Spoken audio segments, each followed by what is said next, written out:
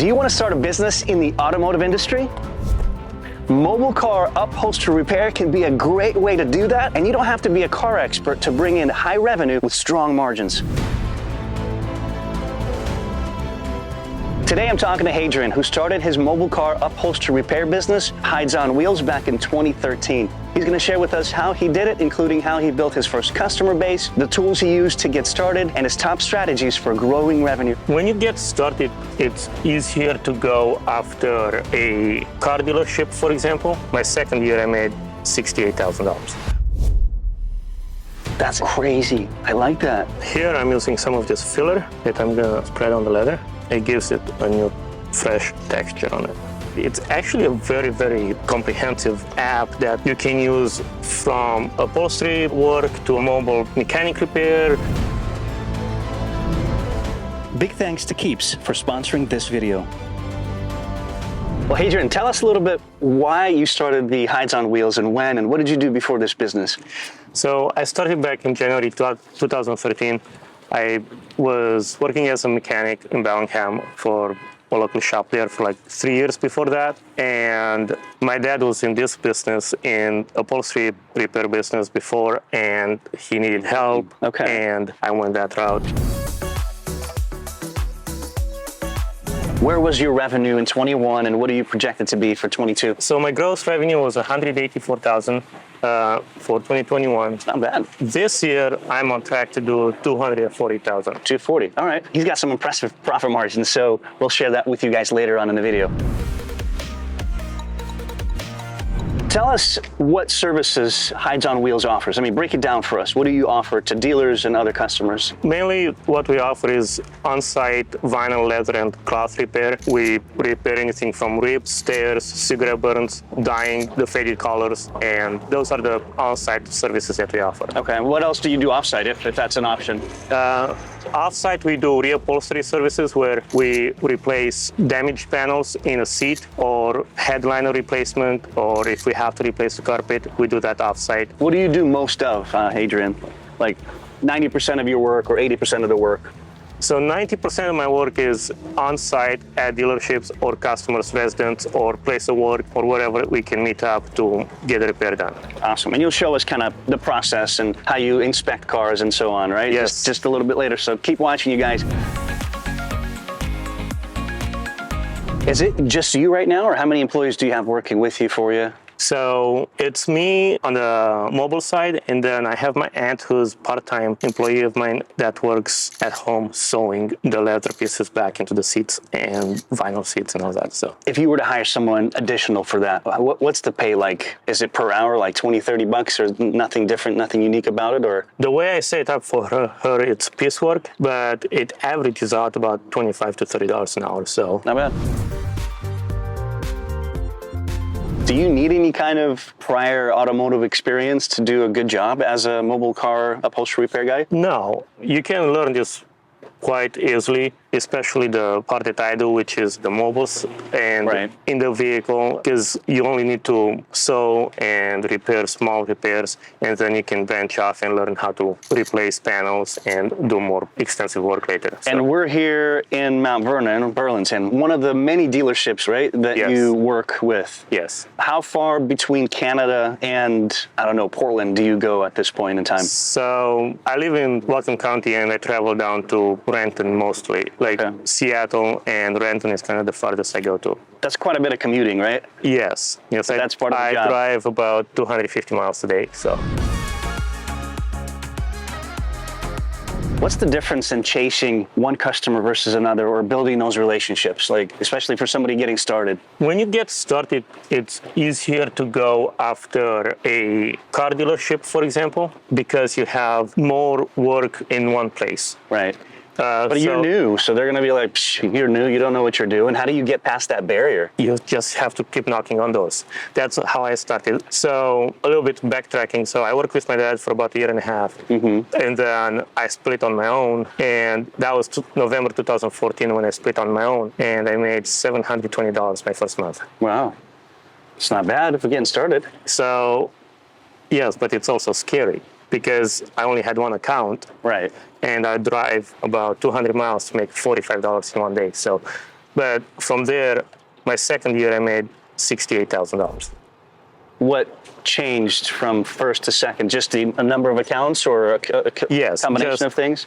Well, I kept knocking on doors. I went inside, talked to managers, got told no. I have somebody for 20 years. Somebody was like, hey, yeah, just go try that one cut out, see how you do. And that's how I started. Well, why don't we go scout some cars that you will work on today? So, I mean, there's a ton here. Some of them are closed, some of them are open, right? Yes, so I usually try to look inside and see if there is damage. Most of the damage usually is on the driver's seat because it gets used the most. That's a good point. So I look through the window and try to see if it's open. If I see anything, I go get the keys and open it up and look for more stuff in there. So I approve of this one. I don't think there's any damage. Yeah, it looks really good. Actually, I see a little scratch there. Let's tell the dealer how much. $75? Yes, sir. See it front? Are you experiencing hair loss? 2 out of 3 men experience hair loss by the time they're 35, and we're here to tell you that hair loss can be treated and even prevented with Keeps. We're giving away a 3-month treatment package to this random guy. I'm sure he's gonna be happy. Christmas came early. Here you go, son. Use this. We'll come back to check on you. Keeps is clinically proven, doctor-recommended hair care subscription that gets delivered straight to your door. Save your time, money, and your hair. Keeps save you from having to go to the doctor visits, and also with Keeps, you only pay half the cost of a traditional pharmacy. Be sure to check back in future videos to check on this guy's progress. How did you know? Hair loss stops with Keeps. To get 50% off your first order, go to keeps.com/upflip or click the link in the description below. That's KEEPS.com/upflip. What was the whole point of this thing anyway? You've got a pretty cool looking website. Thank you. Who built it? Who manages it? Any tips that you want to share there as well as we're scouting? So I had a guy by name Riley Potashkin with Rocket Thruster out of Dallas, Texas, built it for me. So here we have a cigarette right there. Yeah. And it smells like cigarettes. Yeah. So on this one, I would recommend repairing that and adding odor eliminator. Yeah, there's something about that smell. Once you've smoked inside and then you clean the car, it almost, to me, is even a worse smell. It's like that dirty cigarette smell, clean. Yeah. Can't stand it. Yeah. All right, so you're gonna take a note of that. Yeah, so I usually write it down, like the VIN number and the stock number, and say cigarette burn, and it's an odorizer. Do they sometimes say no? Yes, they do. Or oftentimes, or? They depends on how much money they have into the vehicle. I see. If they had to do a lot of repairs, depends on their profit margins, and also if it's an aged unit or if it is going to go back to the auction or something like that. So. And I interrupted you as we're scouting as far as the website. What do you want to mention in terms of the website? What can I do as a customer on your website as a tool? So on my website, you can see the work I've done, but also you can take action, meaning that you can upload photos of the damage on your vehicle or on your boat or whatever, and send them to me, and that way I can get you an estimate right away. I usually text people back or call them right away and work up a plan of what they want to do. So. All right. Let's fly through Blitz. Best part of being an entrepreneur? Working for yourself. You get to set your own schedule. Nice. What would be your strength as an employee if you were to be an employee? I stay until the work is done. I love it. What's a good day here, dollar-wise? What's a bad day for you on average? Bad day, $300 or none. A good day to above $1,000. Nice. And then now at this stage of success, what advice would you give yourself, your younger version? Wake up early. And last one, what's the biggest purchase you've ever made besides a house and real estate? It's my truck. Your truck?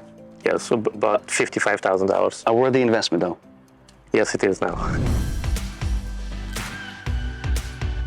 Let's talk about managing, scheduling jobs, getting paid from A to Z. What do you have in place to make sure that that is done well? When it comes to wholesale dealer lots, like here, like this, I usually am set to come on a certain day at each one of my accounts. Like I see. here I'm on Thursday. I have another dealership I'm there on every Wednesday. So that's kind of part of the scheduling. As far as invoicing and payments, I do a mix now between handwriting invoices and Still handwrites.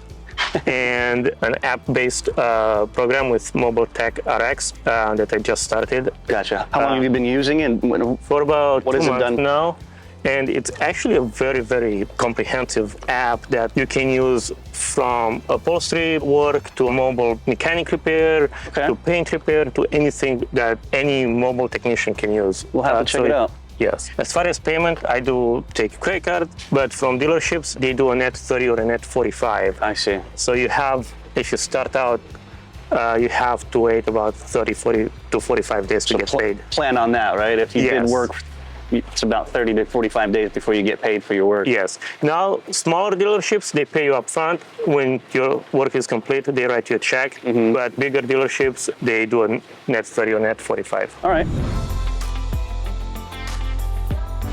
In terms of supplies, anything worth mentioning there in terms of the best place to get them, the best pricing? What have you learned over the last 9 years? What can you suggest to our viewers? So most of my supplies I get from, it's called Superior Restoration Products out of Sacramento, California. And they make all the vinyl and leather repair kits that I use, or like cigarette burn repair kits. Mm-hmm. And then as far as actual leather or vinyl, Right. I get my stuff from Keystone Bros, which is a nationwide supplier. That's my main one that I use. So you can go buy a half a hide or vinyl by the yard, and then you can do the repairs like that. Any tips, tricks for our viewers in terms of supplies in general, like buy bulk or buy list? I'm trying to get some golden nuggets out of you as much as I can. All right. So as far as that, I buy specific per job. So I don't buy a lot of bulk stuff. The only thing that I buy bulk by the gallon is the paint, because it comes down to be very, very cheap compared if you buy it by the small 16 ounce or Right, that makes sense. Yeah.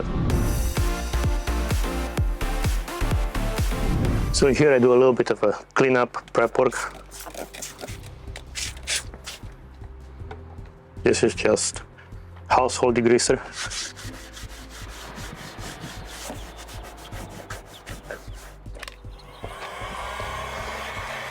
With this, I try to help it out to dry out faster. As you're working on it, I just wanted to ask, any other software or apps that you use to manage your daily workflow that really helps? You got the website, you got the phone, but is anything else worth mentioning? I run my business mostly off the phone. So now I use the Mobile Tech RX, and that actually has integration where you can do estimates, schedule all your work on that. And then I do a lot of text messaging, emails, back and forth with customers. Okay. No. And then as far as accounting part, I use QuickBooks for my bookkeeping, and then I have an accountant that does my taxes at the end of the year. So. Got it. Okay. Well, on that note, you guys, in terms of managing your workflow and everything, check out our podcast, because we interviewed the founder and owner of Zippity. It's a software service that small mobile businesses use. Really not small, but anyway, so check out our podcast, upflip.com/podcast. Let's keep going. All right, what about this Beamer? I like the Beamer. I just want to come up to it because it looks pretty slick. Oh, this one? Yeah, see if there's any damage in here. Oh, it's open. Okay. So usually I look on the bolsters from going in and out.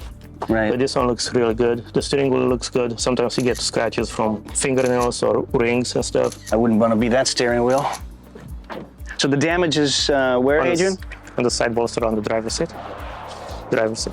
Right. Oh, it's down here. Gotcha. Okay, so that's pretty bad, actually. So we're going to work on this and see if we can get rid of all that. So let me hop in and move the car, be an assistance to you today.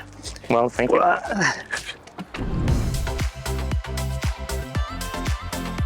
What comes to mind when I ask you about exceptional customer experience? Like, what is that for you? How do you create that for all your customers and clients? I kind of pride myself into answering the phones right away, or reply with a text message, or however they choose to communicate with me. And then making myself available to them by meeting them somewhere or trying to take care of their problem right away. So that makes sense. In terms of working with dealers like this or individual customers, Hadrian, anything else you want to mention? Pros, cons, things that you've learned? When it comes to dealerships, the advantage you have is having concentrated work, so one stop for a lot of vehicles. Right. You can crank out 10 cars in one dealership. That makes sense. But per piece, you charge less. You make less on the vehicle at the dealership per unit because of volume. Right. Still makes up for it, doesn't it? Well, it does. That's how I started, and that's what's been driving my business for the last 9 years. So, and now I'm trying to shift more towards private customers because revenue per customer is higher. I see. But you have to keep in mind your drive time between customers. So you have to like kind of fade it from a wholesale job to a private job to where you can schedule a full day in a certain small tight area. So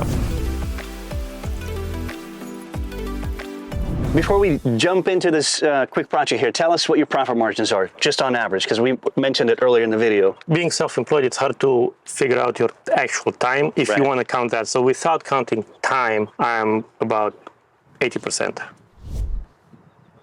Say that again? Yes. 20% expense and 80% is basically possibly take home before you count the time. Yes. That's crazy. I like that. How do you grow revenue as a mobile upholstery repair guy? You gotta be confident in your approach, especially to, like, if you focus on dealerships, then you go in there and you ask for the work and don't be scared for the rejection because you do get it a lot. And then also don't be scared to seasonally up your prices so you can keep up with inflation and everything else and the cost of materials. Yeah, well said. What do you expect for the future in terms of growing, right? Pursuing different clientele. Do you use Instagram, Facebook to generate more leads? Walk us through what you're thinking in the next year. So I don't use any social media right now. I'd like to start using like Instagram video or start my own YouTube channel to where I showcase my work and try to generate leads that way. Why do you want to do that versus drive between Canada and Renton? I mean, what's the driver? To save time, to where I can spend more time at home. So you want to stay closer to home and have more business locally? Correct. And you think Instagram, YouTube would be a great way to build and generate leads locally? I think doing that would help me target local areas more than going to dealerships outside, my county or my geographical area. So. Get your name out there locally so people know you as the trusted upholstery repair guy. Correct. I would imagine there's a lot of people like you that do this in this industry or this area. What makes you different, would you say? I stand out by showing up 100% of the time as much as I can. If my customers, especially the dealerships, need me, they call me, I'm like, I'll be there today or the latest tomorrow. And that's huge. It seems like a pretty easy concept or simple concept, but that one thing can make you stand out from other competitors. Yes, it does. If you're so busy, how do you manage work-life balance, right? Because that's super important. I tend to work very hard, long hours, and then I take also a lot of time off after that. So if we plan as a family trip somewhere, I work super hard until that comes, and then I just completely shut down and go on vacation or go do something. So. Yeah, I have a hard time shutting down as a real estate agent. Anywhere I go, if my phone's with me. Well, I do answer text messages and calls sometimes from customers, but I can schedule it when I come back. Right. So. Here I'm using some of this filler that I'm gonna spread on the leather to where it gives it a new fresh texture on it. Did you ever have a point where you just wanted to give up in this business? I mean, you've been in it for quite a while already. Think back. What was that? How did you overcome it? Just curious. So I did back in January 2015. I couldn't get enough customers. So I was actually trying to go back and working in the shop, either technician or service advisor, but I just kept going. Just kept going? What got you through? Just your wife's support? Well, yes. My wife helped. And also, I can't say no and I can't give up. Until I have a hard no answer, I can't give up on what I do usually. So. And what do you struggle with today, would you say? Just as a business owner in general? Now it's just demand. Yes, I'm so busy. It's really, really hard to keep up. So I have very long days, and a lot of people in my industry have the same problem. So That's a good problem to have. So how are you going to match the paint? It's freaking Mercedes. I look at the color and I try to match it and mix it my own. What was the most challenging part in getting started, Hadrian? Mixing paint. That was the hardest thing for me to do because you don't have a paint code for interior colors. You don't? No. I didn't know that. You either have to buy pre-mixed paint that's for the vehicle, which is way more expensive. But the way I did, which it's the easier way to start and cheaper, is to mix your own paint. And that's what I've been doing. How did you learn then when you first struggled with it? What resource helped you? There was actually no resource, just trial and error. I see. I had mixed the paint and had to throw it away because I couldn't get the color right. If you have to get like a tan or a gray, you have to be careful with your mixing so it doesn't become purple or pink when it dries out. So your suggestion is just trial and error? Yes. There's no book that you open that tells you specific amounts to mix? Wow. Correct. That's where you become the true expert. Yes, that's why I said even like if you're good at arts or painting or whatever, it helps out with that. So that was my hardest struggle. So the seasonality of this business, right? Every business varies substantially. Yes. What's it like for you? Is it busy in the summers, nothing in the winters, or is it steady? What can you tell us on that? So there is a little bit of season to it. Historically, my November and December, as far as revenue, so as an example, it seems like I don't make over $10,000 November and December. However, 2021 November was an odd month because I did 18,000. Wow. Like I doubled it. And why do you think that was? There was a huge demand on used cars, and because of the shortage of new cars, older cars get traded in, so they have more damage, they have to be repaired, so they can sell them again. So makes sense. And when it's slow, for example, like what would you do? How do you shift your business when you're in the slow season of the year? I actually take advantage of it and take time off when it's slow. Being that I'm self-employed, I can do that. So you rebranded as well. Let's touch on that real quick and why that's important. What's your story? Why did you rebrand? Coming from a background of being a mechanic, I named my business Cascade Automotive Services when I first started. And it's confusing when it comes to upholstery. Yeah, you said that now. I'm like, what? That's got nothing to do with upholstery. Correct. So I'm trying to go towards retail more. So I had to find a way to promote my business as an upholstery shop. Got it. Well, perfect name right now. Yes. Just missing a big logo on the truck. Yes, that's coming soon. So it's awesome. So now you're mixing paint for the Mercedes. Yes. And you're doing it just by eye, right? You're not using code or... That's crazy. Let's witness this miracle here to see how close he gets to that color. Cool. Well, I can't wait to see how this thing turns out, honestly. Never seen this. I think I put a little bit too much yellow. Too much yellow. Okay, too much yellow. Redo. It's just the multitask part is kind of hard. You know, you got to answer all these questions. Yes. And black actually brings it towards a greenish gray color. So you just have to add a little bit. I'd love to ask our audience and give you guys a shout out. Please comment below. Tell us how you mix this, because this is obviously something that works. But I'm curious how you guys do it and how you keep your proportions right. We'd love to hear your comments in the sections there. A little bit too gray.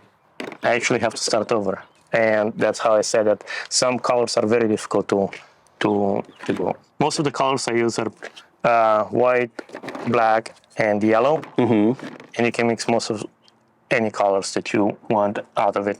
And then, of course, I use like maroon and orange or brown or blue to like tweak them. But, add a little bit of that. Yes.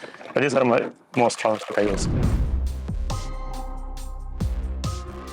So we were talking about supplies. Tell us what this is and why it's helpful. So this is one of my suppliers out of California, veteran company. Got it. And with this, I can get leathers and vinyls for all the European imports. That's pretty cool. So they make it pretty easy for you. Like for me to get started, I just get this binder. I know exactly what, where. Correct. So like this one is like if you want Lamborghini, Ferrari leathers, you can actually get this. Yes. And then you can, when it comes to leather, you have to buy at least half a hide. So that's a little bit more spendy. What would that cost? Usually a half a hide is about $200 my cost. It's not bad. Plus about $50 in shipping. So these are some generic Napa grain leather or other. And then here are the perforations that I can get, so you can match your vehicle. So what's one piece of advice you would give our viewers who are considering getting into this industry, this business? Since there is a lot of demand, just try to get started either on your own. Superior Restoration Products, they have different products you can use as far as videos and training stuff that you need. And they are also one of the main suppliers for this. Or you can get training from other nationwide businesses like mine and work for them. And then you can branch out from there. So nice. Yeah, if you guys are enjoying this video, we would appreciate a like. Thank you, guys. So in conclusion, what's next for your company? Where do you see yourself a year to 2 to 3 from now? So I'd like to have an apprentice or somebody to train and that would ride with me. So we can generate more work in a shorter period of time so you can get home early. And so you can go on vacations and he can still do some jobs for you? Yes. Okay. I think you've got somebody already, don't you? I saw a young gentleman this morning. Yeah, so I have... He's out there. We could pan out. He's like right there watching us, right? Is that him? That's him. That's Ian. Ian. So Ian! He is going to work with me this summer. He wants to make some side money. It never hurts to start early, so this is pretty cool. I'm just watching some color. What have you learned so far? Painting? Yeah, did you get the paint mixes down? No, he hasn't taught me that. I painted. I'm too nervous to do that. I'm actually gonna mess up. Especially in a car like that. He does mostly the repairs. Like I just did the prep work and the repairs, and I come behind and I do. So it's kind of like I'm trying to work a system that way, where he does the repairs, and then I come in and paint, and then hopefully he can learn how to do the mixing also. So makes sense. Hadrian, that looks really cool. If I didn't know it was there, I wouldn't know that you did the job. So I think that's a job well done, and the interview as well. Appreciate it. Appreciate it too. Thank you. Well, that's a wrap with Hydes on Wheels. I hope you guys really enjoyed it. Take a second to like, subscribe, and hit that bell so that you don't miss any of our videos. And thank you for watching.